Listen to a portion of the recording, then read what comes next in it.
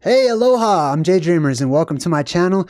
It's birthday week, so I'm turning 42 this week, and every single day this week, if you're catching the live streams, I'm going to be hanging out with all of you as much as possible. Actually, after this live stream, we're going to do another one. We're going to do our Masterpiece Mad Libs segment, so tune in for that. But right now, we're going to talk about the Illuminati. If you're a truth seeker like I am, inevitably you've run across the concept of this super secret organization called the Illuminati, and then maybe some other ones like the Rosicrucians, Masons, Freemasons, etc. There's a million different ones out there. Basically, they just have different names, but they're all very similar. It's good to see everybody in the chat. I'll jump in here in just a bit. So let's talk about why I would like to talk about the symbolism of the Illuminati. If you follow my channel, I disguise, or sometimes I disguise, but basically I talk about Illuminati symbolism all of the time on all my different segments that I do, from Masterpiece Mad Libs to Truth in Movies to random topics to the plasma apocalypse especially. And the symbols and the symbolism have come up time and time again, and I've seen other people talk about them, and I've had various perspectives on my path as I've grown. So I want to bring up some images here. We're going to flip through a few of these different images, and I'm going to share with you some of my understanding of these pictures. Ultimately, these pictures, when you put enough of them together, you get a message, right? That's how our alphabet works. You put enough glyphs together, enough pictures together, and it's a message. It's someone speaking to you about something, right? Now, how that message has been interpreted over the years depends upon the knowledge that the people have, or the lack thereof, right? If it's been misinterpreted. So let's take a look at some of these common symbols that are used in places like Freemasonry. I want to talk about those words too. Let's talk about Freemasons and stuff. Hey, thanks. I'm glad everyone's wishing me happy birthday. Thank you. Super appreciate it. So let's talk about the Illuminati. What does the word Illuminati mean? And instead of just being scared of everything and just saying it's all the devil and it's a secret society, and so I'm not interested in learning anything about it, and I'm just going to call it bad, that's understandable. However, that's not my path. My path is to learn things and to share what I learn as I walk that path. So Illuminati means those who are illuminated, those who have the light or a light, those who shine. As you can see, it doesn't mean just one thing, right? It can mean one thing to an individual, but that one thing, like light, right? Light has implications. Light, if you just have a light bulb by itself and no other images, no other glyphs, no other pictures, you don't have a lot of context as to why someone is showing you the image of a light bulb. If you put that light bulb over my head and turn it on, now you have two different images, which is a person, and a light turning on, which is an idea, right? So there's more context for the message, and therefore we can understand what the person's intent is all the more better. If that's even how you're supposed to say that. All the more better. All right, anyway, so let's take a look at some of this, right? Freemasonic symbolism. So the Illuminati are those who have the light or the knowledge, right? It could be knowledge that's internalizing it, right? The light that's inside of us, your spirit, your knowledge, your illuminated mind with information or whatnot, right? It could also actually just be light. It could just be light, right? There's different kinds of light. There's different things that emit different kinds of light. We're going to jump into that. Freemasons versus Masons. A Mason is a house builder. A Mason is a builder, really. Specifically, the ancient Masons, going way far back, and I'm jumping off of the textbooks right now, but the Masons were those who built houses for the gods. Okay, they were the house builders for the gods. They were also those who had survived, many of them, not all of them, right? I'm talking about a particular group of individuals who have survived a prior cataclysmic cycle. And so they retained their memories. They served the gods or worked with the gods, I'll say, right? There was an exchange going on there, but they were known as the Masons. They were the ones who were the servants, the house servants for the giants that fell down from space or the sky, right? They float on down during the apocalypse. They land here. They're very large. And so the Masons exchange servitude for knowledge, essentially, and protection, and some other things as well. But there was an exchange going on. There was a covenant. There was a promise between the two, right? If you do this, we'll do this. The Masons were the ones that were the caretakers, the servants, basically, to these fallen angels or to the gods, or, I just use the word gods interchangeably with many different other words like reptilians and draconians and vampires and fallen angels and angels alike and demons and elves and all kinds of other words that are very similar and have similar roots. So Masons, house builders for the gods. Initially, they were the temples. Initially they were the houses, right? They were the places where the gods housed themselves and they lived. That's why they had such huge doorways and giant steps. And it looks like it was built for a giant, because it was. Now, the day would come when those giants, when those gods, when those angels, whatever you want to call them, they would leave. They come into our world for a time, for a period. And during the next cycle, they catch a bus out of here. They take off. They blast off. And this is recorded in ancient manuscripts. And you can see it if you open your eyes and you look around at our world at large. You can see that there are certain organizations and groups that could be perceived as preparing to leave the earth, right? Like they are preparing. They're like they're doomsday preppers like NASA and Elon Musk and so on and so forth. Anyway, so back to the Masons. When their masters left, right? And I'm sure that relationship changed a bit over time. And those who were born into those houses, it sort of became like servitude instead of an agreement between us and you. However, the one thing that was known was when the gods left this world, the servants, the house builders who worked within the temples, within the houses, and served the gods themselves, the ones who were the most privy to arcane and occult and secret information, they would move on in. Like there's huge temples, huge houses and whatnot. They would move in and they would sit on the throne and the people would come to them. Now, legends say that some of those gods may have stayed behind, and so they would make an appearance only once a year, every so often. Traditionally, it's once a year, right? But the human who took the place of the leaders became the king, became the pharaoh, became the president, whatever words you want to call it. That was the person who was in charge of the populace of all of the people. The god who was left behind would be the hidden hand behind the scenes, the one that was never seen, right? They didn't want to do all of that work, reporting to so many people. That's a ridiculous amount of work. Even if you have the ability and the knowledge to solve everyone's problems, just the sheer numbers of people that would come to the castle or come to the pyramid or come to the citadel or whatever, every single day, needing help, needing answers, needing something fixed, right? Needing orders to be given. It was overwhelming. And so they distributed that position down to the humans or whatever. But anyways, the Masons became the Freemasons. They were free now, right? They didn't have to serve the gods anymore. They were at the top. So they just moved on in and they took their place. So those Masons, or now Freemasons, they took with them their knowledge, right? The knowledge that they had learned from those who had survived the prior cataclysms. They understood how the cataclysms worked in general.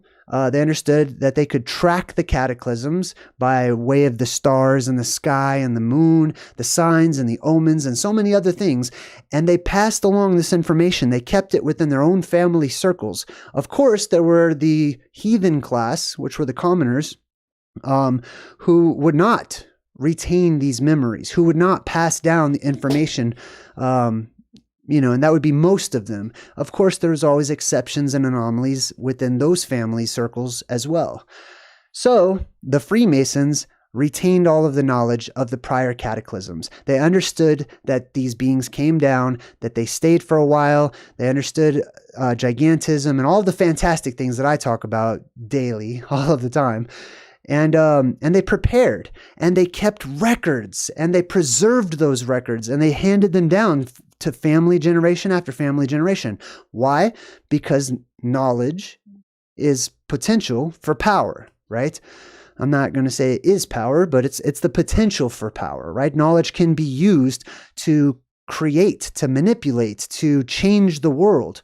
And a lack of knowledge can also have an effect on the world too. So they kept these secrets.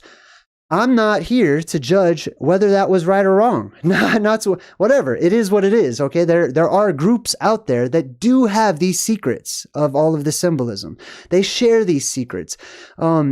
They have been so long forgotten that I can find these on Google easily, right? They're out there. They're in the movies. I talk about them all the time. They're in your books. They're all over the place. They're hidden in plain sight because you have forgotten the meanings behind them. We all have. It's okay. So let's take a look at some of the imagery that we commonly see. So I'm going to do this first picture right here. This is the classic 3 pillars, right?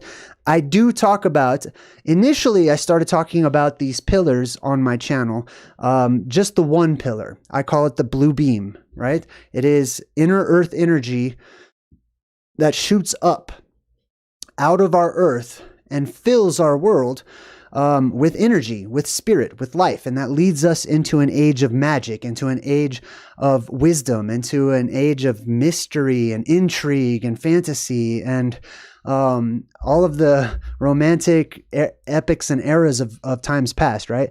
So at the North Pole, there is a main beam that shoots up from a mountain called Rupus Nigra, or the Black Mountain, the Dark Mountain, the Magnetic Mountain, the Misty Mountain, all kinds of different names for it. But that beam shoots up. It's the largest beam, so it goes the highest up and reaches all the way to the vault of the sky. It has at least 2 other what are known as witnesses, helpers, angels, cherubim, whatever. There's 2 other beams, 2 other smaller beams, right? That come out of their own respective entrances and exits that lead down into the hollow earth portions of our world. Those beams shoot up as well. So that gives you, if you're looking from afar, the 3 pillars that we're looking at right here. Now, there's a possibility there actually may be there may be more than that, and these are located at the North Pole. If you look at the old maps of the North Pole, you'll find that there is an island in the center of the world at the North Pole, divided by 4 rivers with a volcano in the middle, a black volcano. And that's what I call the plasma volcano. Now, it may be that this 3 pillars is just a perspective, right? If there was actually a central light and there was 4 columns on each side, it depends on your perspective. You might only see 3 of them because one is in front, one is in the middle, and one is in the back, and they line up. So you only see 3. You see what I mean? So it's possible there may be more. However, symbolically, typically they're drawn as these 3 right here. Let's go ahead and talk about these pillars real quick because they're pretty prevalent throughout Freemasonry. I will tell you right now, these are sky pillars. These have nothing to do with houses on earth. These have to do with nothing human at all, okay? These are cosmic and earthly phenomena that happen, that are seen and interpreted, and then in turn symbolized and personified by us. They're cartoonified. They're changed. So we've got these 3 columns. They're 3 pillars. They're 3 rods. And it's not always the 3, okay? When you see the 3, that's the age of magic, essentially. That is the age of wisdom. That is the age of the red sky as opposed to the blue sky. That means all 3 of those are present. But then occasionally you'll see the middle one is gone. And we'll talk about that in a minute too. Now, the pillar on this side over here, on the right, I believe. Oh yeah, see how it's got a B down there? Let me go ahead and zoom in a bit. Let's fill this up and let's dive into the symbolism of the Illuminati here. So let's look at the far right pillar. All right, as you can see down here, there's the letter B. See that at the very base down there? That is beauty. So this is written in English. So these letters are English letters and they represent English words. B stands for beauty. This is the pillar of beauty. The pillar on the left and the pillar on the right are witnesses to the central pillar. They are portrayed as the two angels or the two cherubim that form an arc, or an electrical arc, really, when you understand what these things are. That is the arc of a promise or the arc of a covenant, etc. B is the beautiful pillar, which is, let's see, we've got Boaz on the left, which is strength. And then beauty. These ones seem to be a little mixed up, so I'm going to come back to which one's which here, and I have a better one of the pillars. But look, let's look up here. These are sky pillars, okay? One of them goes up and there's a moon on top. One of them goes up and there's a sun on top. Now, it's not just the moon, but it's also the constellations. These are pillars that touch the sky. These are pillars that connect the earth to the sky itself, and they form the ancient pictogram of a hook or a tent peg that people would, it's like a rod that people put into the ground, but it sticks up out of the ground. And that's what these were referred to as. It is symbolically, it's the number 6, which is represented by the Hebrew letter Vav, or the Phoenician letter Vav as well. And people would see these 3 hooks, these 3 tent pegs off in the distance. Now, keep in mind, it's plasma, right? It's inner earth electromagnetic energy, right? Pardon me. And it shoots up. And whenever it gets close to the sky, it branches outward because of how it interacts with the magnetism up there in the vaults of the sky, and it branches out. So it creates like a Y that's coming up out of the ground. So these are the 3 hooks. They are the 3 Vavs, and therefore they are also the 3 sixes. It's interesting because the 3 sixes have been portrayed as something that is evil. It's an omen of change, for sure, because when you see these things sprout up out of the ground, the apocalypse has come. Things are about to get crazy. Your world is about to be flipped upside down, which right now it is upside down, so it'll be flipped right side up for some of you like myself. Anyways, these are sky pillars. These are the pillars of Hercules. These are the pillars that connect and hold up the sky and keep it from falling down.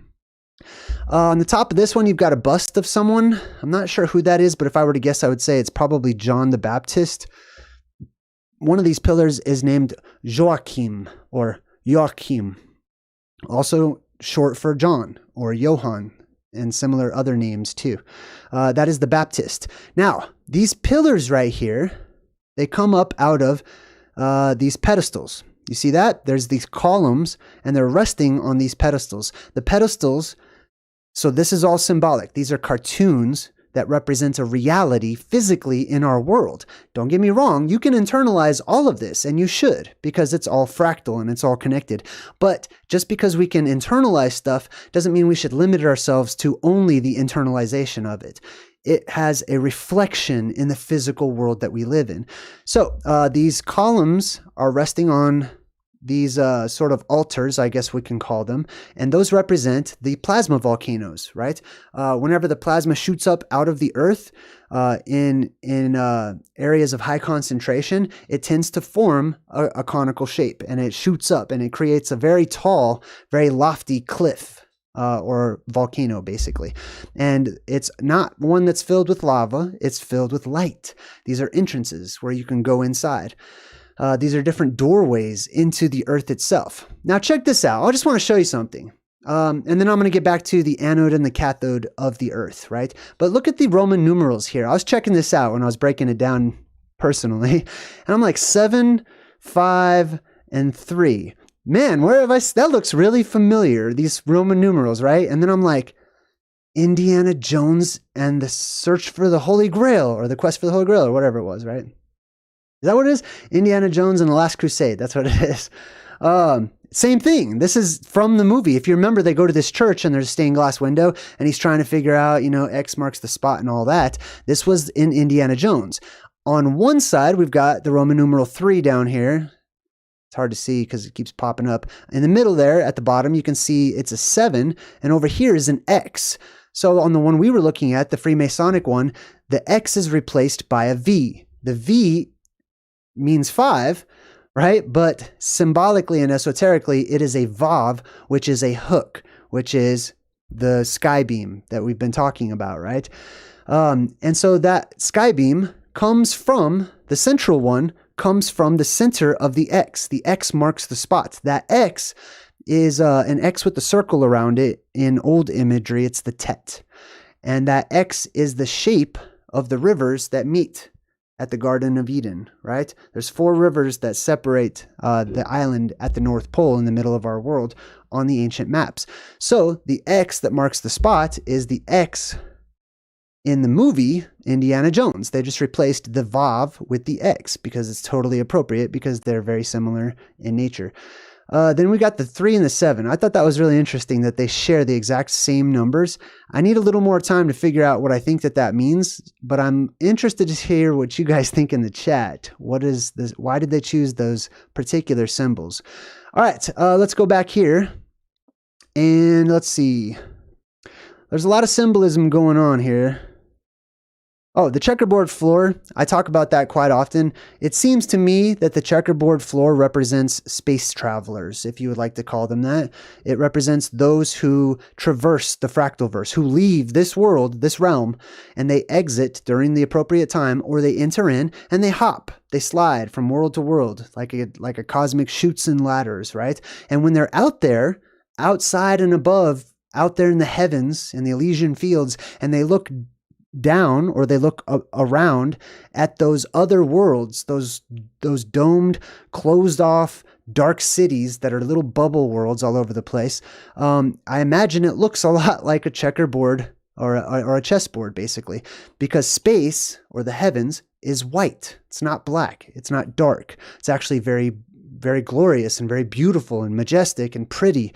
It's not anything like what we see down here underneath the covering of the sky, right? So all of those little dark squares represent realms, basically. And all of the white squares are the backdrop to those realms, which is space.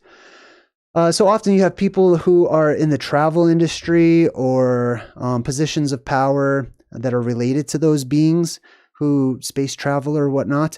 They have the checkerboard floor symbolism. Let me see what else we got here. So that was from Indiana Jones. Oh, check this one out. Oh man, bit my lip. Check this one out. So this one's very interesting. Let's zoom in on this one. We've got the 3 pillars. They're not always, see, this one's from a different perspective. So that's very interesting. They kind of show it from a little side perspective there.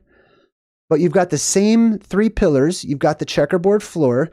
And you've got these angels or beings or whatnot that are going into space. Okay, this is Jacob's ladder, and it leads up to the Eastern Star, which is really the North Star. Okay, East and North are the exact same, which is why at the top of this picture it says East is up.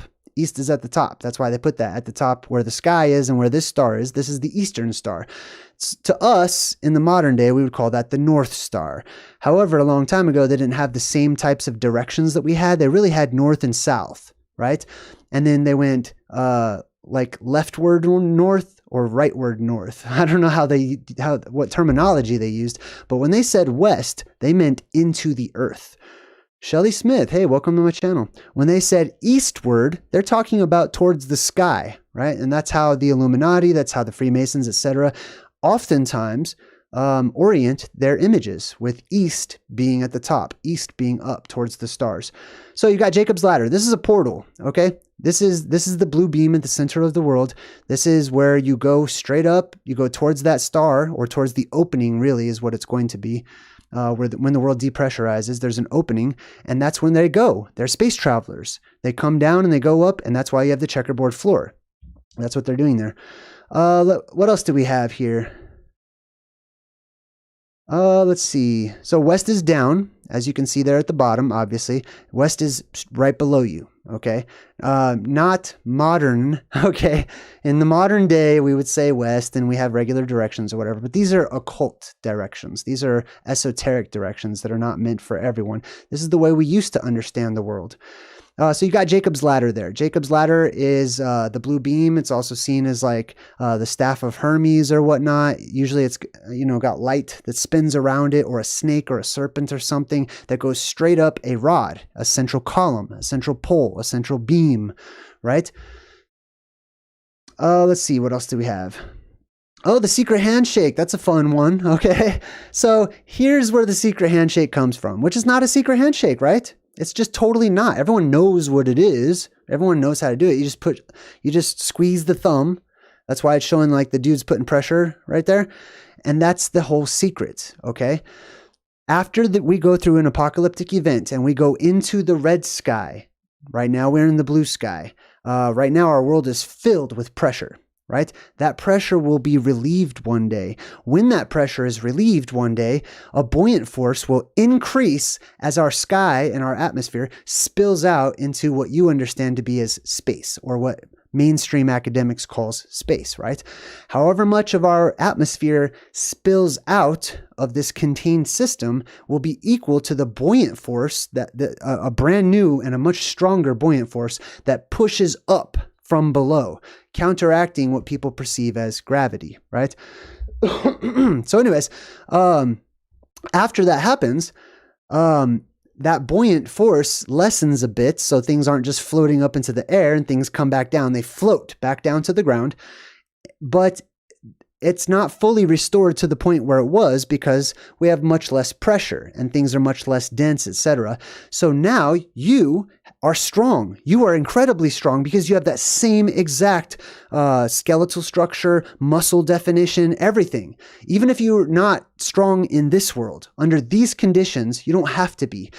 If the conditions in our world around you change and everything weighs much less and is much lighter, now you're very strong. So when you meet people and you shake their hand, they will automatically know if you come from the old age or if you were born into the new conditions. If you're born into the new conditions, you'll have those people who are born into the new conditions, they'll have a totally different muscular structure. They'll be weaker, basically, compared to you. Right? They'll be normal in that world, in the world to come, but you will not be. You will retain everything that you have built in this age, in this epoch so far. So when you shake a regular person's hand, you will have all this pressure that is put onto their hand because of your muscles. You will have to really exercise being gentle. It'll be a new concept for many people. You have to be very gentle. You'll probably have to sort of, readjust and figure out how to walk again. And you'll be able to do all kinds of amazing things like throw objects super far distances,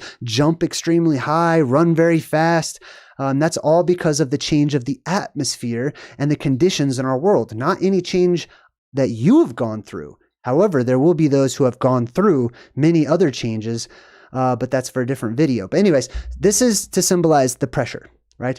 They understand that there is pressure in the world we live in right now, right? They know about the pressure. Most people in this world don't feel the pressure, right? It's pushing in on you.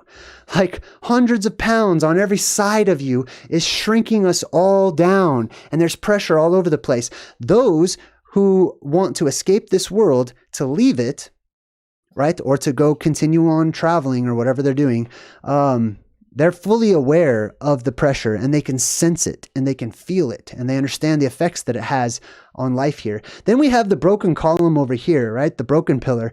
When you see the broken pillar, that represents one of those pillars of the world pillars, world tree, same thing, retracting, right? Every other cycle, it'll go up. Every other cycle, it'll go down. And that has to do with the electromagnetics of our world. It's a polarity shift. It's a pole shift, right? So whenever the energy is filling the world from within or shooting outward into our atmosphere from within, it fills our world with magic or electromagnetism, which strengthens your spirit, animal spirits. There's all kinds of byproducts that happen. But every other cycle, that energy goes away and it dissipates and it pools around and it lessens and it lessens as the pressure increases and increases. So we see a weakening of magic. We see a weakening of life, a lessening of life everywhere. So that's why they have the broken pillar there. Now let's check this out. Hey, I do see you guys in the chat. What's up, Angel Wings? Good to see you. I'm trying to keep my eye on the chat. All right, so let's check this out. Let's start at the top of this one here and break down some classic symbols. Of course, the all-seeing eye, right? If you're new to my channel, it's really easy. The all-seeing eye is a depressurization hole that opens up in our sky, right? Whenever the electromagnetic barrier goes away, that barrier is pressurizing our world. That magnetic barrier is pushing away all of those things that are repelled by a magnetic force, including all of those chemicals and gases and other things that are up there in our atmosphere. It's pushing them all in. It's keeping them from leaving, right? It's also acting as a support for the physical sky that follows the same exact shape as the electromagnetic shield, right? So when that electromagnetic shield goes away, the physical sky cannot sustain holding in all that pressure, so it bursts at the weakest point, right? It bursts where all that pressure is going to rush up to, which is the central point, which is the top, which is the middle of our sky, the North Star, or the Eastern Star, if you like. That is the eye in the sky that opens up. It's one hole up in the sky. Pardon me. And on the other side, like I said, right now, and by the way, all of the lights go out. So the only light that people see for the most part, or the major light that people see at first, is going to be the light of the heavens that is behind our sky. And it's going to be seen in the form of a circle, or depending on your angle to it, like an eye shape or something, right? That will be the singular ocular eye of God. That's how people portray that quite often. And that's why you have these light rays that are coming down from the eye. And that's why the eye is usually surrounded by light or something, right? Usually it's like squiggly lines or something, but it represents light in the form of plasma that is out there right now, right above your heads. As you watch this video, there is plasma spiraling around our world, right? Whether you're in academics or you're an alternative independent researcher like myself, both can see that there is what is known as the plasmasphere, plasma wrapped around our world, right? Sort of incubating it, waiting for the day of birth. What birth? Interesting. Anyways, so the hole in the sky opens up. It's seen as the eye of God waking up, or Cthulhu, or Cyclops, or so many other images, and light comes out of that eye. It is the light or plasma of the heavens, electromagnetic energy that now is not being repelled by a magnetic force. Now it can come down and ground itself, which is what it wants to do. It's looking for the ground. It can't get to the ground right now because we have a protective shield around our world that is pushing the plasma away. Plasma is repelled by a strong magnetic force. What stronger magnetic force is there than the Earth itself, right? So when that magnetic force is gone, boom, the sky explodes or implodes or whatever it does. It makes a big old hole in the sky, basically. The plasma now can come in. It can now shoot in through that hole, and not just that hole, but any other weak points where it can come in, aka stars. Right? So that's the all-seeing eye in the sky. That's why there's only one of them typically. And it's not like one eye is like the sun and one eye is the moon and this and that. Like it could be symbolically. You could definitely make the case for that. But the one eye all by itself in the sky with lights coming out of it is the opening in the sky that happens during this apocalyptic event. The apocalyptic event is central to all of these secrets that Freemasons and Masons alike keep from us, if you will, right? All right, so that's why we have the Northern Star right there. Let's see what else we got. Oh, the G. All right, let's talk about the G. A lot of people are way off. I don't know. I mean, I don't want to say people are wrong or anything. I don't want to like invalidate people's research or feelings or whatever. I will tell you my path, okay? The letter G, some people said it represents God, right? Like your Christian God that you believe in, or your Islamic God. Like people like to do that. They want to believe that represents God. But in a way it kind of does, but it also kind of doesn't, okay? Some people say it stands for the Grand Architect. I like that too. Okay, yeah, definitely, because what that G represents, people do see as a god, right? Or sometimes many gods. What that G represents is a grand architect. It is something that has the ability to terraform. Shaylan, thank you. Hey, appreciate you. Thank you. I like your little Shiba Inu sticker in the chat.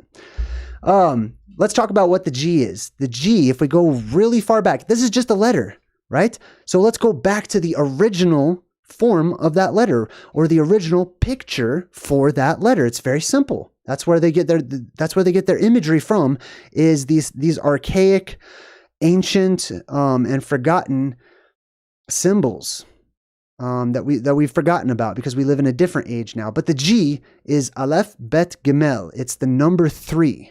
3 beams, 1, 2, 3, right? And then you have the number 3 written in letter form, right? G is also the same as C in the ancient letters. It's the 3rd letter, right? Now, the picture form for the letter G is a leg and a foot that's in a walking motion. And what it means, or what it can convey, typically, is a place where people meet, a destination, some place to go to. And they put this sometimes in the exact center of older maps. They put a G right in the middle where Rupus Negra would be. So what they're saying is this is the meeting place. This is the destination, or this is the arrival place. This is the place where we started. This is the place where we were dropped off. It also, the G or the Gemel, which is a foot, right, attached to a leg, it also implies action, specifically movement, right? To move or to go somewhere. That's why it's seen as sort of like a destination marker. So that's the letter G. It's got a little rose on there because the opening in the sky will be red. It will be a red opening. Some people will see that opening as a planet, right? If you have a planet mentality and that's the world that you were presented, you'll see a planet that will all of a sudden just look like it's going to crash into the world. But it's not a planet. It's a hole in the sky that is flooded with ionized hydrogen, which is red. It's on the red spectrum. So you'll probably see a huge magenta eye open up in the middle of the sky. Oh, sweet. I got another super chat. Thanks. Chris Chaturas, Fight the Good Fight, says happy birthday. Lots of laughter. Thank you. I super appreciate you. Okay. We talked about the Gemel. We talked about the G, the Eastern Star, the eye in the sky. Let's go down here. The heart, that's the heart of the world, right? It can mean some other things, but because of its location and what it's surrounded by, that's what it's talking about. Between these 2 pillars, that is the heart of the world. So in the movies, when they're looking to you have to restore the heart of Tefiti or whatever, you know what I mean? And there's like this green light that represents the Aurora Borealis, which represents the North Pole. You always have to restore the heart of the god of the earth or whatnot. Let's see. Let's talk about, I'm going to do the compass and the square in just a sec. Oh, here's the 3 candles, right? So the 3 candles often represent these 3 beams or these 3 pillars. It's not always 3, as in Hanukkah. You could see that sometimes they make more. But this is there's that pressure handshake too. See that right there? But look underneath it. Do you see these 2 bricks? Dang, it's hard to make it stop right there. Well, anyways, you see these 2 bricks down there at the bottom? On the right, you have a pure brick. You have a good-looking, solid brick. And on the left, you've got this decrepit brick, right? I think I actually have some other pictures of something like that. Let's see if we have like another one that shows those kinds of bricks or whatever. Not there. That was a good one. So let's go back. All right, I'm going to tell you what those bricks represent. So earlier I mentioned the anode and the cathode. We live in an electrical world, in an electrical universe, if you will. Everything is electromagnetic. So with that, we have energy. Our world acts like a battery, right? Right now, the battery is charging. So we're not privy to the energy that would be in flux and being shared with our world and filling our world. Right now, it's retracting, it's going in, and it's charging the battery or the heart of Earth. When it's full and the time has come for that pressure release, the energy shoots out and fills up. In order to do this, we have a system that's developed. Let's see, I'm going back to those bricks. Here they are. So let's zoom in on these bricks real quick. See those? That one right there is corroded. That one right there is pure. There is a corroded one on the left and a pure one on the right. And this is symbolism that is telling us what we're looking at when it comes to these particular pillars right here. So keep in mind the pillars, and I'm going to show you an electrical diagram, right? Here's an electrical diagram, and this is how electrolysis works, right? You have an anode and a cathode. Now, I will also jump in right now and say that I'm researching this right now, but there seems to be some debate about which one is supposed to be the anode and which one is supposed to be the cathode. So, I've heard a very good argument that the anode is the receiver when traditionally it's the giver. That the cathode is traditionally the giver of energy, and instead of the receiver. I don't want to lose a lot of people, but let's just look at this, right? So this one right here is the anode. In the diagram here, this is the receiver of energy that is coming down from the sky. If we look at this like our sky, and this is our ocean, that's water down there. These are the two plasma volcanoes that act as witnesses to that central beam. One is positively charged. The other is negatively charged. And the water between them acts as an electrolyte, which means it's able to pass electricity between the two, which allows for amazing chemical changes and maintenance to be done in our world to provide us fresh oxygen and salt and the other things that we need in this world and that we're used to and that we thrive off of, right? But look, as you can see, one of them is corroded, and this is what happens whenever you have the anode and the cathode in an electrolysis situation like this, right? This one right here, it's losing pieces of it. So under the ocean, that plasma volcano or whatever would be corroded. It would be all corroded because it's actually giving pieces of itself away. And this one over here is borrowing from those pieces. And it's actually making itself bigger and stronger and more pure. It's taking all of the stuff from this one and it's sticking it to this mountain. So if you look at these like they're two different mountains, holy mountains, if you will, one is becoming decrepit. One is losing energy. One represents evil, essentially, the stuff, right? It's rotting away. This one is gaining. This one's becoming pure. And as you can see, there's all these impurities that fall off down below. Now, this gets really deep, and I'm not going to get into it in this video, but in future videos, we're going to talk about the anode and the cathode of our world and how there are areas of fresh water in the ocean that is drinkable the closer you get to one of these two mountains right here. The other one will provide salt water and will probably have a huge buildup of salt. And we'll talk about chemicals and chemical reactions in the future. But let's get back to our pictures here.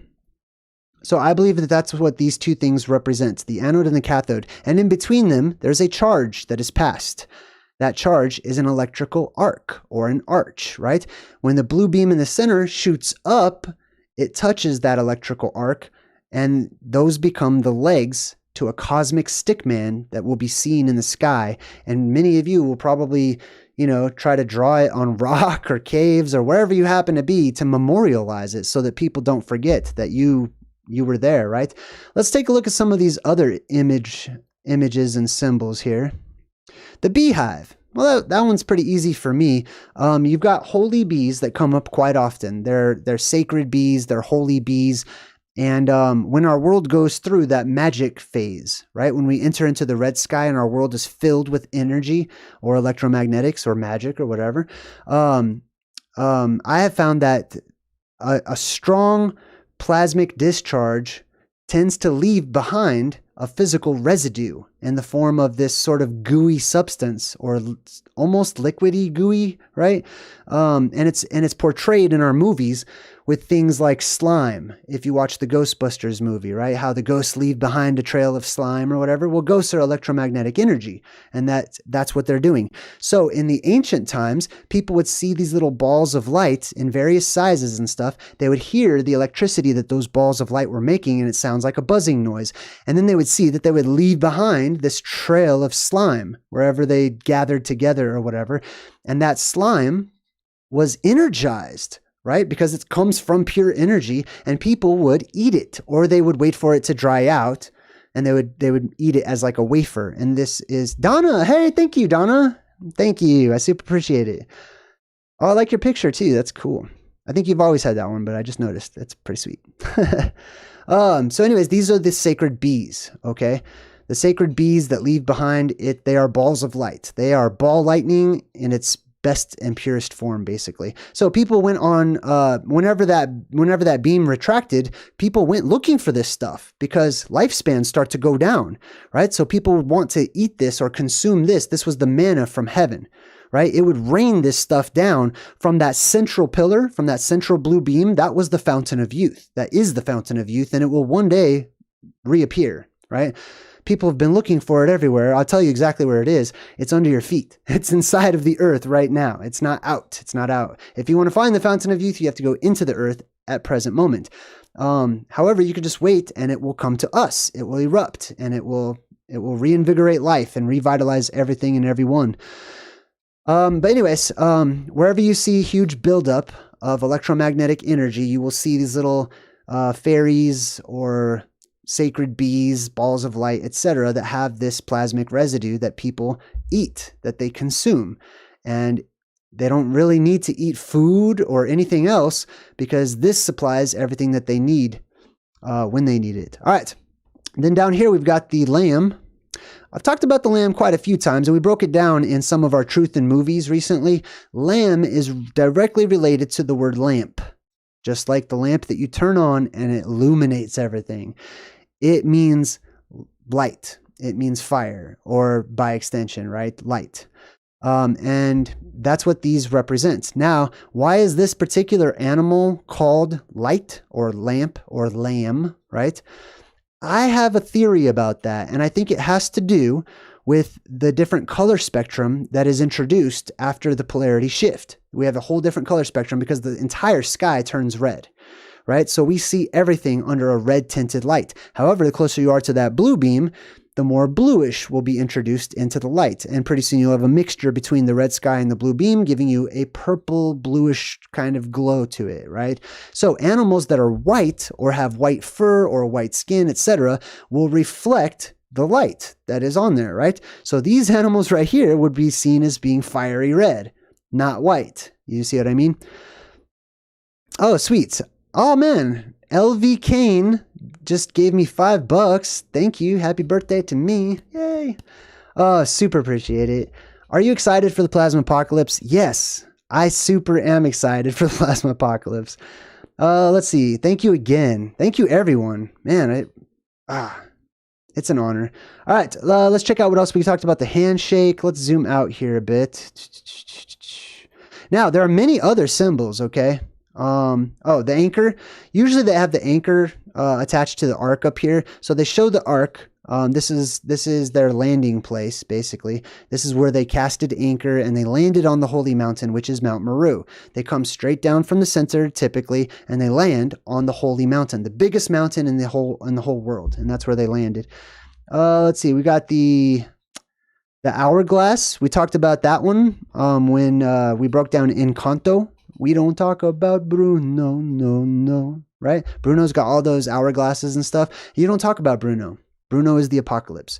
And the apocalypse is real. It is going to happen. It is going to come. It's not just me wanting it to happen, even though I do. I've seen it in all of my life's research, which is a lot. I'm getting older, okay? I've got a lot of experience stacking up there. But the apocalypse is nothing that is just made up for your entertainment value when you're watching some adventure movie, okay? It stems from the reality that we collectively have forgotten about, that we willingly just dismiss because it scares us. Why? Because we've become slaves in the world that we live in, and slaves to a system that has been introduced to those who have forgotten or willingly forgot, because we depend upon everybody but ourselves, everything but ourselves. We have no idea how to survive, no idea how to get along, no idea how to live. We don't know the basics of actual life. We're just taught to be slaves. Actually, here in America, today happens to be Slave Day.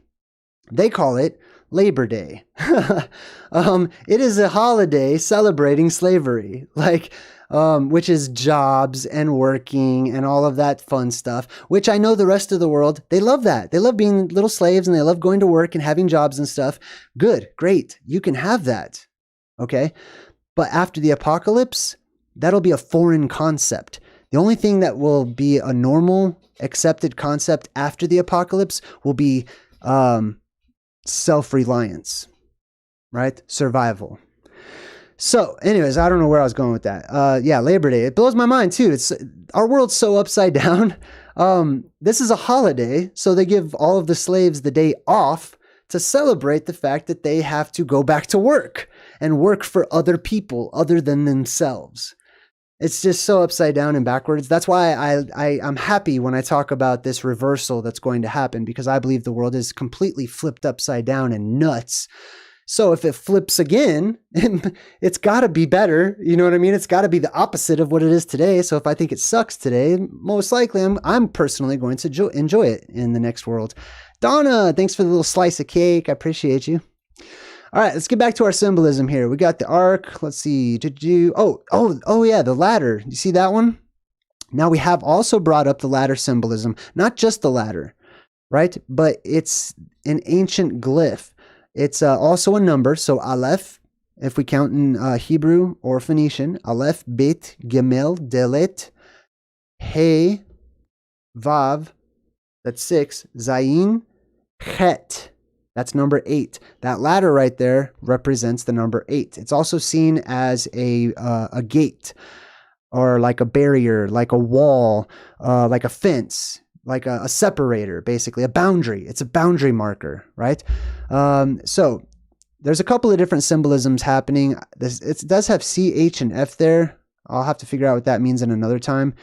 But sometimes you see the ladder in the middle. Right? The ladder in the middle is the central beam. It is the Jacob's ladder. It's the Jack's beanstalk. It's what connects the earth and the sky. And there's a good chance that it's not hot plasma. There's a good chance it might be cold plasma.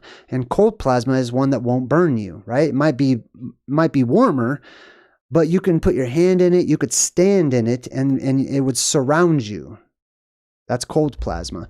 Let's see, where was I? Oh, that's right, the ladder. So the ladders off to the side typically indicate a boundary or a barrier, right? So whenever you see that weird stick figure looking number 8, that's the ancient letter Het, which is the number 8, basically. And if you have 2 of them, which is the 88 symbolism, you have 2 markers, 2 boundaries, which are the 2 pillars and the 2 columns that are guarding, or they're seen as guarding, the entrance into the westernmost parts of our world, which is the door into the center of the earth, basically, right? If you look at things from a more ancient perspective. All right, let's see what else we got here. Oh, let's look at this one. This is a good one too, the 101. Andrew, Habadich supported JayDreamerZ. Thank you. That's totally awesome. $10. I got a birthday present. I super appreciate it. I'm going to use that for gas. Thank you. I super appreciate it. Man, you guys are great. All right, let's check out this one right here, right? You see this one? It's got sort of the stick and then a big 0 with a little dot in the middle and then another stick. All right. Now the book is an extra. Okay, so that book, which is the Bible, is not always there. Okay, but what this is symbolically is 101. Okay, you've seen that, and you're most familiar with the concept of 101 symbolically as being adapted and adopted by colleges and academia worldwide as meaning the beginning, right? The beginning course. You have to relearn stuff, so you have to start all over. Even though you went through high school and grade school and whatnot, when you get to college, you have to start all over and do a refresher and start at the beginning, which is 101. The reason that they have 101, and this one right here has a dot in the middle, which typically in astrology represents the sun, a circle with a dot in the middle. However, I don't believe that it actually is the sun. I believe that it's the eye in the sky that opens up, which is a circle with another smaller circle right at its core. But these 2 pillars on each side and then an opening in the center. That is exactly what you're looking at. It's just a smaller version of it with these 2 pillars. The one, the eye in the sky up there, and the hole in the ground, right? At Rupus Nigra, the opening into the entrance into the earth, and then another one, right? That's 101. That's where everything started. That's going back to the beginning. Here we also have the trophy, right? Now, the trophy is for the victors. The victors are those who have overcome some sort of an obstacle or challenge, which is ultimately the quintessential challenge to overcome in our world is the apocalypse itself, which will happen. I know I smile, I know I joke, but I also really hope that a lot of people are taking me very, very seriously when I'm talking about these concepts. I can smile and joke because I've spent years and years researching and having a better understanding of these things, so I feel good about it. I feel good knowing what to expect, right? No matter if I survive or not, I feel good knowing what's on its way. You know what I mean? Hey, I got another one. I got 4 Jacks, donated 444. Thank you so much, says happy birthday. Space Monkey Mafia says, Jay, we as collective should come up with a meeting place that we can all travel to for the apocalypse and get through it together. Yeah. Rupus Negra, the holy mountain. Hodmimis Holt. I don't know how all the different variations of it. Val, wow, thank you guys. Val says you'll float too. Right on. That's cool. Thank you. I like your little emojis. Thanks for my little birthday stuff. My little Pennywise donation. Thanks, Val. All right, so let's get back to this, right? The trophy is for the victors, the ones that survive. Survivor and victor are synonymous when you look at things through a plasma apocalypse lens. Now, this one right here is actually more like a lamp. It's like a trophy, but it's also a lamp because it's got fire coming out of it. So it also represents those who keep the eternal flame, the watchers for the eternal flame. Right now, there is a flame that is eternal. You don't see it right now. That doesn't mean it's not in existence. It's inside of the world beneath your feet, right? So there are watchers. There are those who wait and watch for the sign that the whole world will see, right? We're also watching the other signs that tell us that the major sign, which is the blue beam or the light of the world that shoots up, is on its way. There are the watchers and those who wait and watch for those things to happen. They built watch towers specifically so they can see past any type of obstacle and look north and look for that light that will appear in the sky. And it's not just going to appear in the north. There will be smaller versions of this worldwide, little beams all over the place that will shoot out. These are the major ones. These are the huge ones that reach up and touch the sky that everyone can see. Okay, it's cool. So we talked about that. Let's see what else we got. Let's see. Let's move on to this one. Let's see if we can find some new stuff in this one. These are just some random ones I picked up. There's a lot of imagery. So the eye in the sky, we talked about that, the depressurization, the 3 holes, right, which are the 3 openings in the world, or the 3 rings, or whatever you want to call them. The 3 links, they're all linked together because they work in tandem. The Reaper.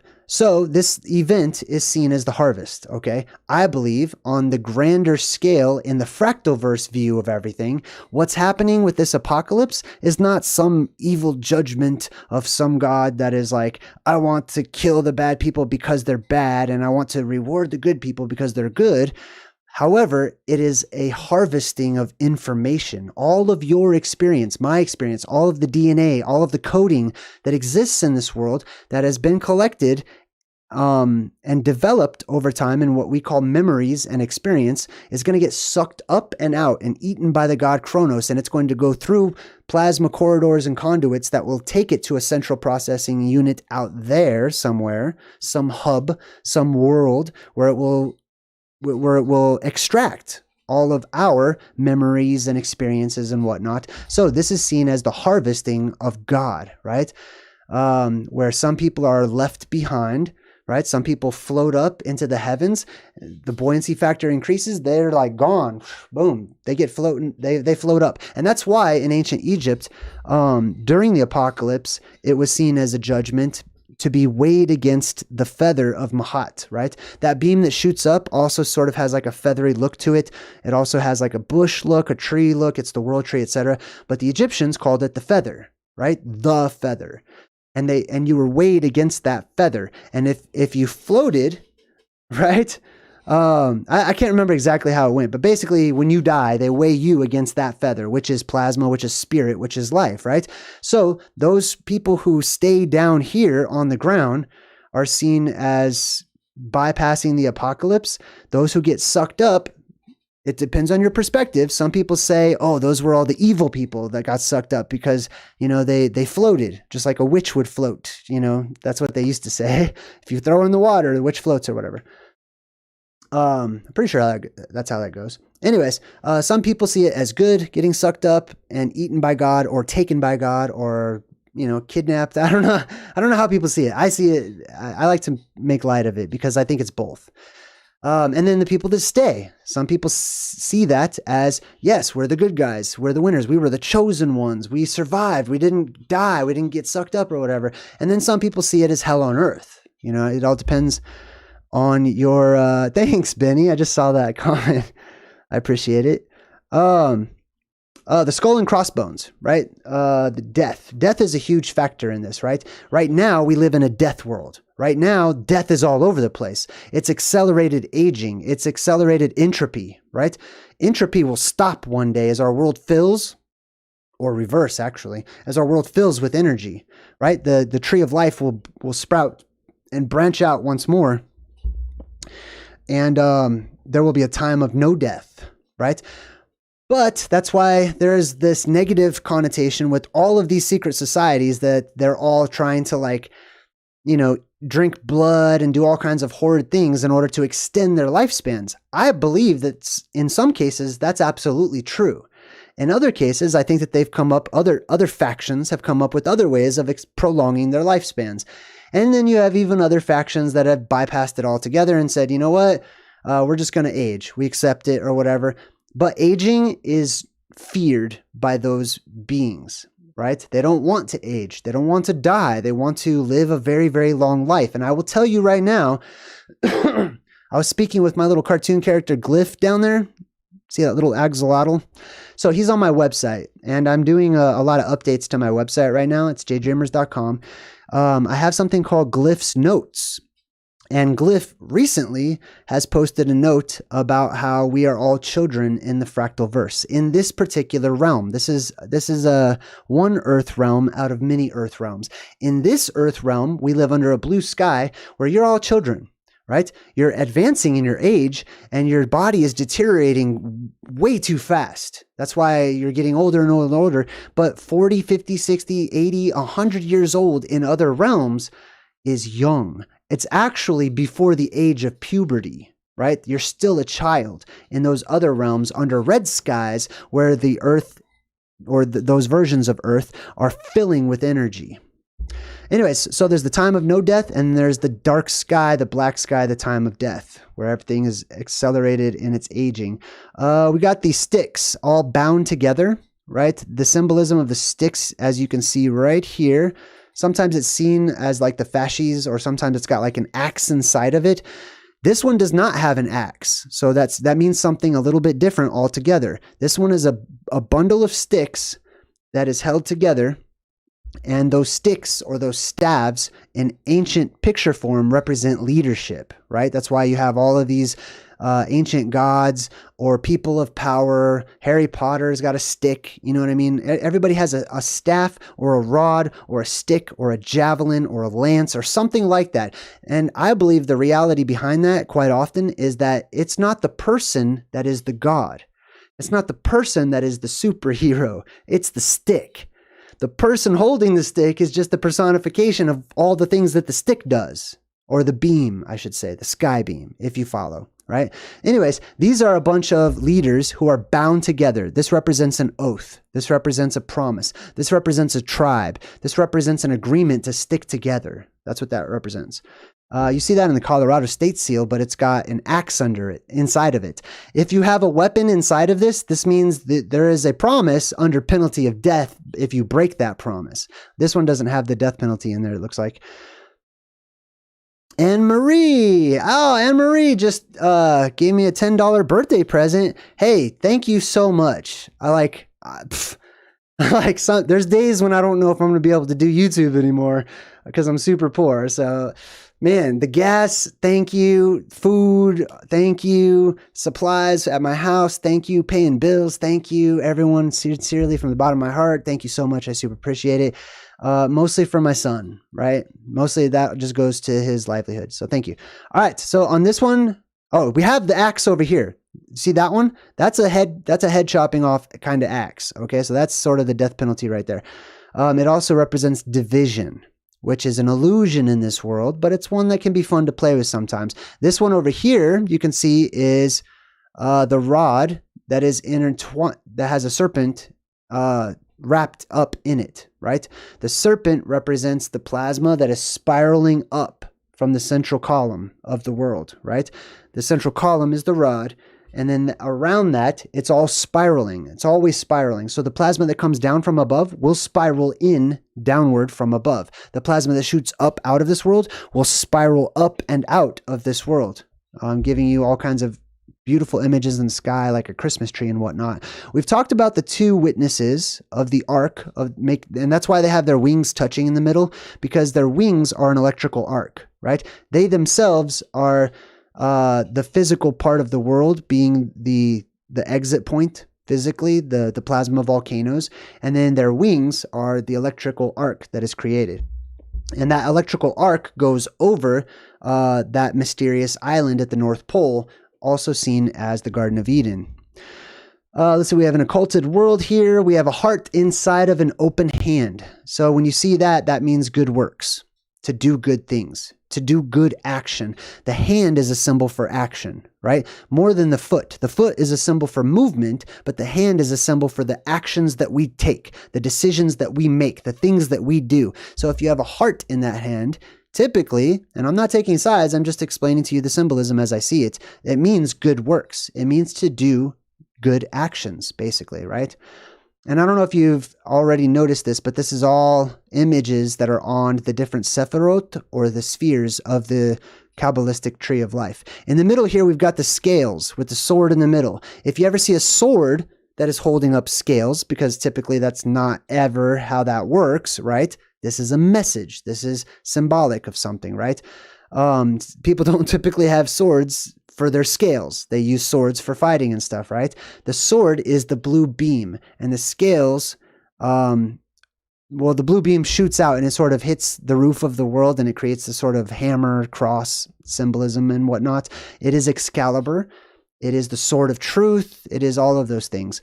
And sometimes those scales are imbalanced, which says that the world is imbalanced. Sometimes those scales are equal, right? And sometimes it's a woman that's holding on to those scales, and sometimes she has a blindfold on, which means the blue beam is gone. There is no justice. The world is blue sky. It sucks. It is what it is today. But sometimes her blindfold is off, and she's holding a sword up, and it's pointing up into the air, up to the sky, which means that that is representative of a time where we had that blue beam energy, or that wisdom in the form of light, basically. This light imparts wisdom to many because it amplifies and strengthens your spirits. We talked about that one already, where the time is basically running out. There is a time limit to these occurrences. Let's see, the Bible and this book over here represent knowledge and information that is kept and passed on, right? Through religious texts. That doesn't mean that doesn't verify your religion, whatever your religion is. It just verifies that there is truth hidden within your religion, right? And to find that truth, we need to study.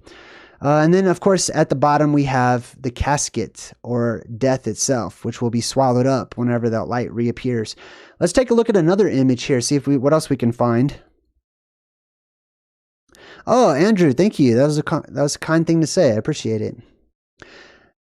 I guess I'm, a teacher. I mean, I try to remain humble and, think of myself as more like a guide, like somebody that has blazed my own little trail pretty good. And then whenever I'm showing everyone, like, hey, come closer to my trail, you know what I mean? It's easier for others to walk near, you know what I mean? I don't know. Anyways, I'm just saying thank you. All right, let's check these images out. This one right here is the triple intertwined triangle pointing down. When you see the triangles pointing down, it represents quite often female energy, or the blue beam energy being down inside of the earth. These are three deltas, though. which are 3 doorways. The triangle is the delta, which is a door in ancient languages. So 3 entrances or 3 exits. And then there's the all-seeing eye there in the middle.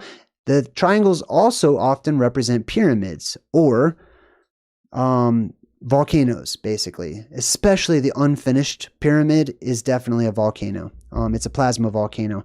We've got some Latin here. It says, let me see. All right, so we got some Latin. It says, in hoc signo vinces. I believe that means, in this sign, conquer, or be victorious, I believe. And then we've got the skull and the crossbones, and this is the house. This is one of the signs right here, which is the double cross, right? This is the beam after it has branched out and creates little eddies that go off to the sides of it, right? You've got, it starts off as a beam, then it turns into a T, then it turns into a cross, then it turns into a double cross, then turns into a bush or a chalice or a tree of life or a Hanukkah, branch or whatever. Things like that. What else do we have here? We got the 2 cherubim on each side. Those are the witnesses that we talked about. Let's see. Oftentimes you'll see they actually put an arch between these 2 pillars. There should be an arch. It is an electrical arc. Sometimes it's represented as the arch of the sky or the firmament of the dome above. And that's why they have the sky right there underneath it. You see what I mean? With the sun underneath it, which is appropriate because the sun is underneath the sky, according to ancient traditions. And then above that, you've got Jacob's ladder, which is the beam that shoots up. It takes you to the exit point, which is the opening in the actual sky. So this is a symbolic sky here. This is the actual sky in the image. And there is an opening with the crown there. That is where God lives. That is where the cosmic beings above are, right? And then you have these trumpets that are blasting right now too. When this event happens, and even as we get closer to it, we will begin to hear more trumpet blasts. So these trumpet blasts are earth changes. They are the earth groaning, essentially, as these shifts and these small changes are starting to build up before the earth gives birth to the light. Right? As the light erupts or springs forth from it. And people are starting to hear these weird, strange sky sounds all around the world, in the world that we live in, and they don't know where it's coming from. Sometimes it sounds like it's just coming from the sky itself, making these trumpet-like blasts. All right, let's see what else we got in this picture. Oh, the rooster, aka the chicken, is the exact same thing, right? I've broken down the word chicken and how it's those 2 chets. Remember the number 8? It's het. So kaka, or chicken, basically, or kakaon, which is how you say chicken in ancient languages. And that's from those who are from within those 2 boundaries, the het, or the het, or the het, which is the 88, right? So they're represented quite often by chickens and roosters and things like that. We talked about the checkerboard floor already. The X, anytime you see an X, quite often it represents the center of the world, the marker of this is the spot, this is the beginning, this is the place of creation, this is the place where it began, and this is the place where it will end. Let's see, do I have anything else? Oh, the red banner, that represents the red sky, marching towards the red sky or going into a realm of magic. Oh, check this out. This one's fun. All right, I love doing this. I could do this forever. All right, I love doing this. All right, check this out. This is why I like truth in movies. This is all I see when I watch movies. I just see symbolism everywhere. All right, so you got a dude here and you got a dude over here, okay? I understand they're more than just dudes to some of you, okay? But this one is John the Baptist. John the Baptist represents, I can't remember at this particular moment, but it's one of those witnesses to the central beam, okay?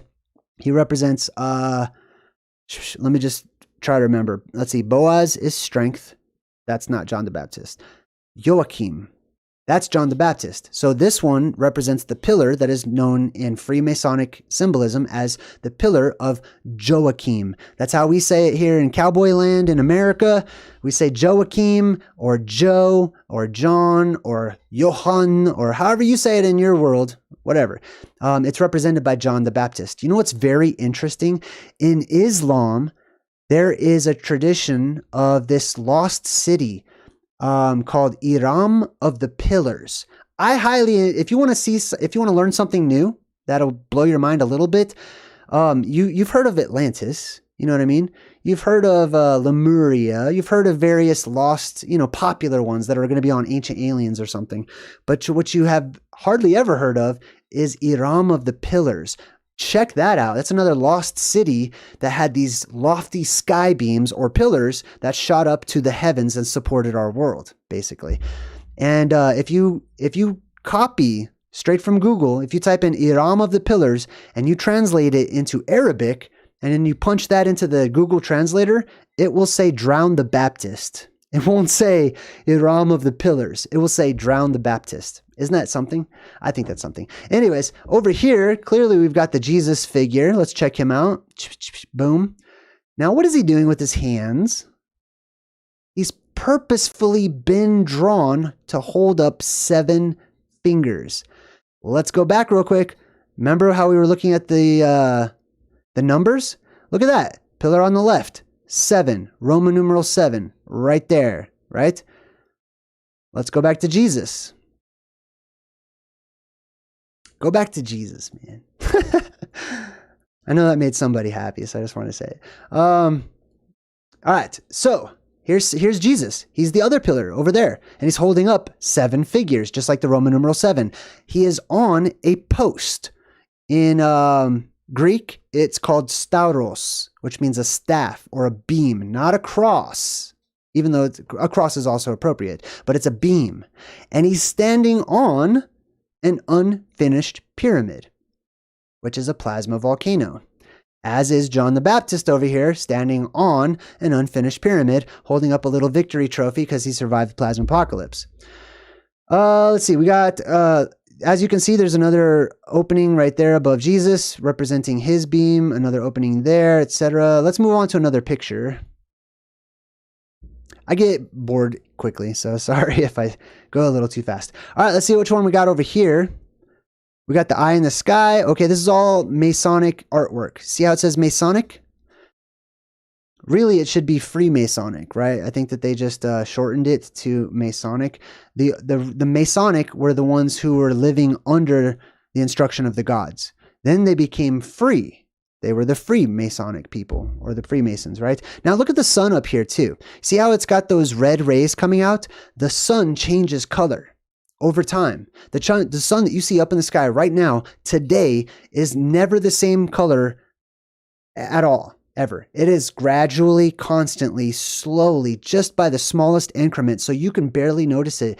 But if you stretch out decade after decade after decade, and you were able to take really high quality, good pictures of landscape or something, you would see that the tone of light is changing. Right now, it's getting very bright and very white and very hot and almost tinging into the blue spectrum. It's going to become blue. But it used to be red. And you had the red sun, which was often drawn with these huge red rays coming down, shooting straight down out of the yellow sun, or often a red sun, right? It starts off red, and then it goes into more of like an orangey color, and then into a yellow, and then into a yellowish white, and then to a very bright white color, and then to a whitish blue, and then finally into the hottest sun that you can have, which will destroy things by its light alone. And that is the blue star Kachina. That is the blue sun. But anyways, this one's showing you the red sun, which is the way that it used to be. We got the angel pointing up, right? The Masons, the Freemasons, all these people, they always have images of characters that are pointing up at the sky. They're not saying like, hey, I'm number one. They're not saying that. They're not saying like, God is good, brother. God is good, or nothing like that. They're pointing up at the all-seeing eye in the sky of the heavens, of the firmament. In the Red Hot Chili Peppers, they have a line that says, step from the sea. How's it go? Hey-yo, listen what I say-yo. Step from the sea to the sun to the sky. No, step from the road to the sea to the sky. That I do believe that we rely on.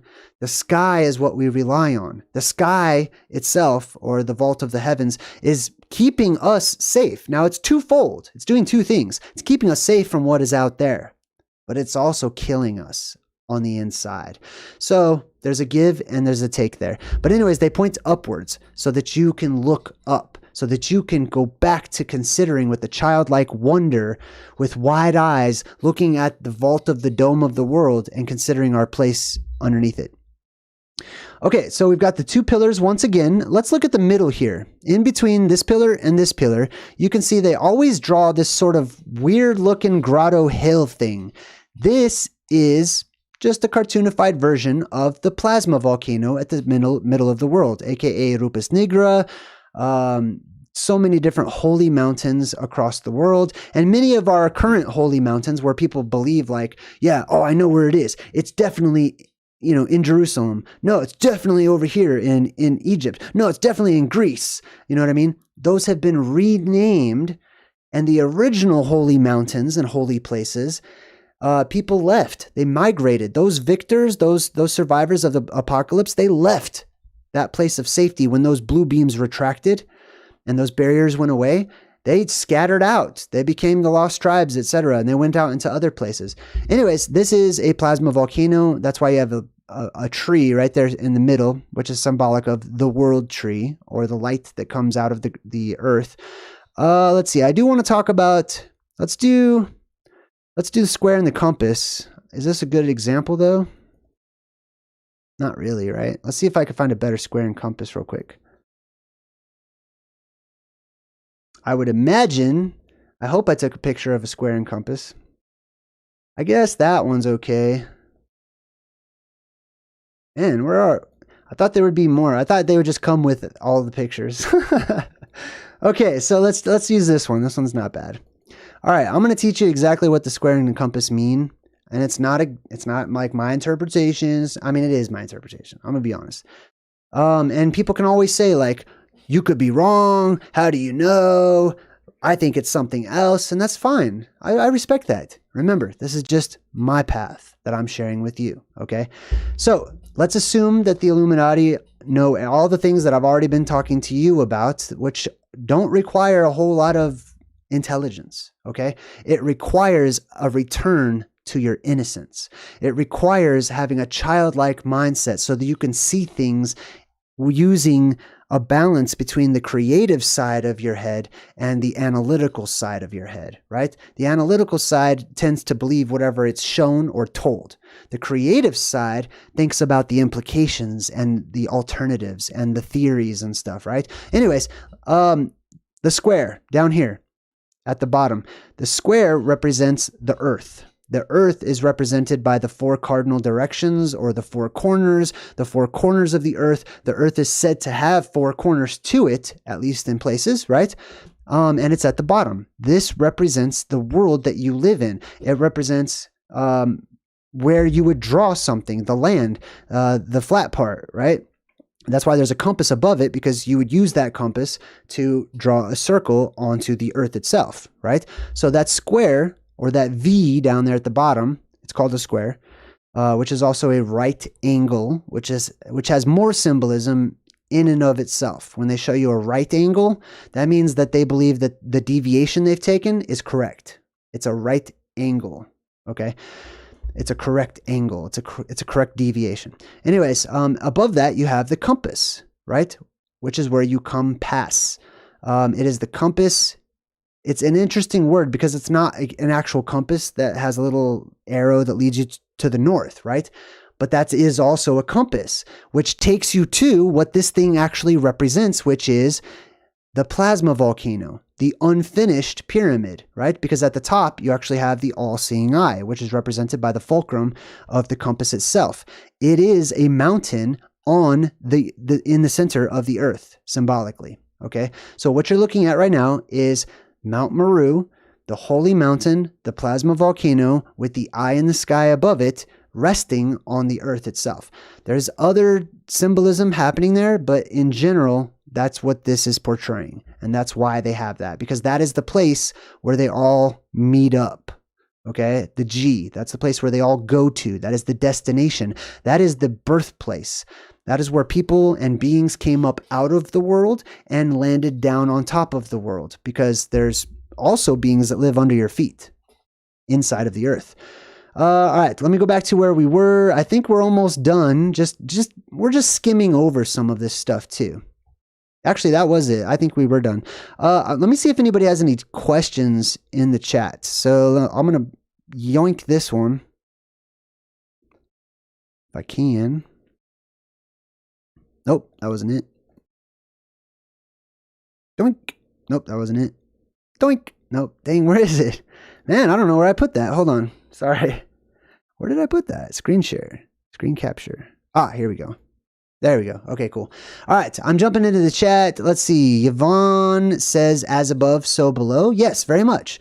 And it is as above, so below. It's not just creepy, magical Mason catchphrases, you know what I mean, that are just evil. Some people don't even want to say stuff like that. Some people are so caught up into the story of the world that we live in, where there's like the Illuminati are all these bad guys and they're baby eaters and stuff, that they don't even want to say as above, so below, even though that is a principle of the universe.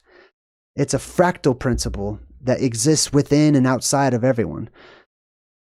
So that's why I like to bring these things to light, so that people can stop fearing them, so that they can stop living a life of being terrified and constantly living in fear of unknown groups. I'm here to bring these things to light. I'm here to share the things that I learn, right?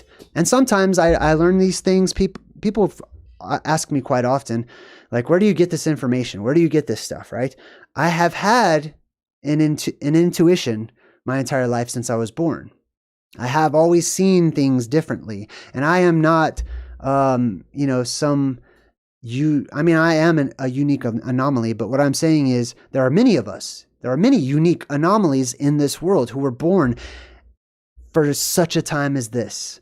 Okay, you were put in place in a corrupt, messed up world purposefully because you're a little light. You're a little beacon. You're going to be helpful when the time comes. The time has not come yet. Right now, we're preparing. Right now, we're getting ourselves mentally ready for the things that are on the way, and we're dispelling fear itself. Fear is just a shadow. Fear is just where the light is not. That's all. It's a playground for your worst nightmares, right? That you create, that we create. We make up our own fears. Fear is just creativity. It's just lopsided. It's lopsided creativity. So what I'm here to do on my channel, with my book, with my website, all of it, I'm here to balance that out, right? To eradicate fear by exercising the creative mind willfully, so that we can have happy fantasies and thoughts, and we can tie those fantasies and thoughts into our grounded real world and life and our reality and our experiences. All right. Happy birthday. John Lombardo says happy birthday. Thank you very much. I will be celebrating my birthday all week long with all of you wonderful people. We're going to do the Truman Show later this week. Maybe tomorrow or the next day.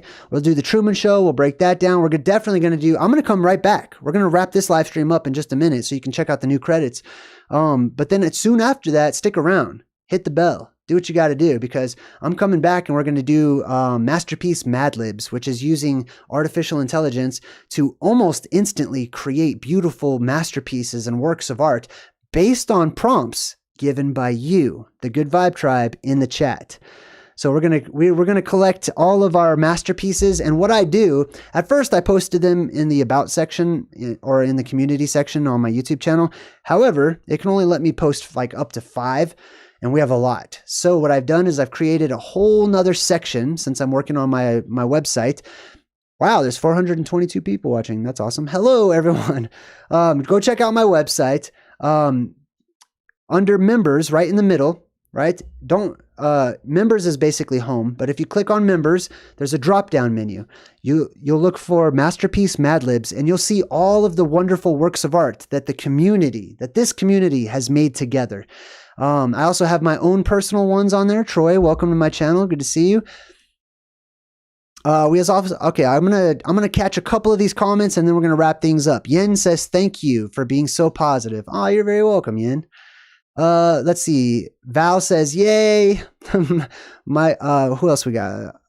Happy birthday or be Earth Day. Thank you, thank you. Everybody's celebrating. I'm not a regular viewer, but do you watch the planetary transits? Ish. I kind of do, you know, when I can catch them. Like, I'm, I'm, I'm just gonna go with no. Actually, I should just be honest. Like, I do see the planetary transits. I catch them occasionally, but no. I'm studying all kinds of things, but the planetary transits is not really one of them. I keep an eye on things, though. I do watch out for that, and I think that that's good. That there are those of us that have that. Keep in mind, we all have our own areas of expertise. Those of us who have that signature of the blue beam, the spirit of the blue beam, as I call it, right? There's basically the red spirits and the blue spirits, right? And there's in between. But those of us who have that signature of the blue beam, we tend to stare up at the sky. When it's a beautiful night or a clear day or something, especially at night, we look at the moon. Like, we can't help but wonder at these things. I mean, if we could stare at the sun, we probably would. But anyways, who else we got? There's my website from Mars Pop. Thanks, Mars. We got the Broken 76. Thank you. Happy birthday, sweet. Jay, can you explain the psalm pointed under the square and compass, please? Nah, that time is past. I'm super sorry. I can't go back to that. I mean, I could, but we're wrapping things up right now. I would love to break down the whole Bible for everyone, honestly. But you know, there's a time and place for everything. All right.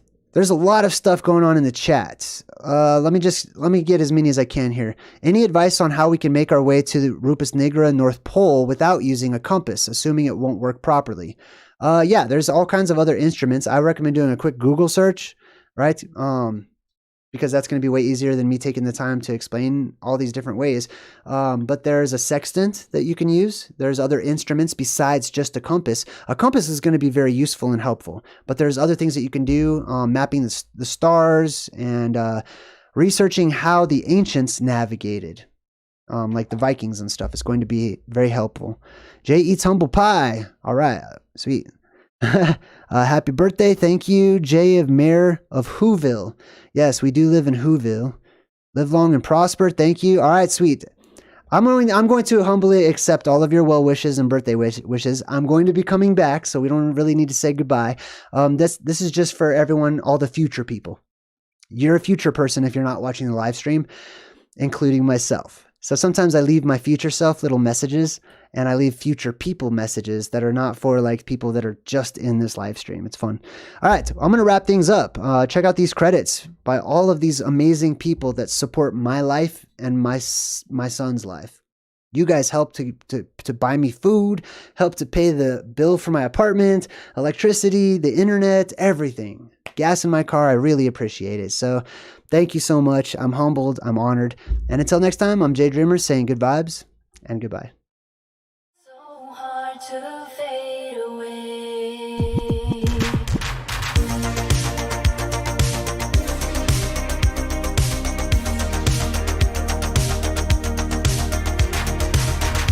I try so hard to fade away, but something's forcing me to stay. It'd be